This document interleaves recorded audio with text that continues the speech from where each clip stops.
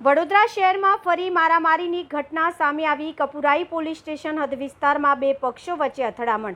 વૃંદાવન 4 રસ્તા પાસે આવેલા ગાર્ડનમાં થયો વિવાદ. ક્રિકેટ રમવાની બાબતે બોલાચાલી બાદ મામલો બગડ્યો. બોલાચાલી બાદ બંને પક્ષો વચ્ચે મારામારી શરૂ થઈ. મારામારી દરમિયાનનો એક વિડીયો પણ સામે આવ્યો.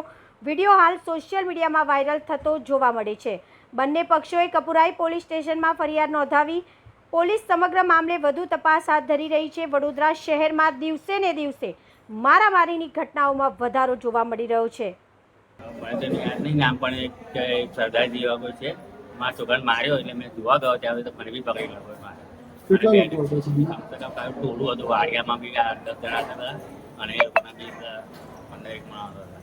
આખું વાડિયાના બધા માણસો થયા જ હતા અને મને મારા છોકરાને અને પેલા બેન પણ વચ્ચે એમને બધા વસ્તીમાં તમારા છોકરાને ક્યાં ક્યાં બાજુ મારવાનું શાનાથી મારવાનું? હાથમાં અને છાતી પર બેટે મારેલા. કેટલા લોકો હતા મારવામાં?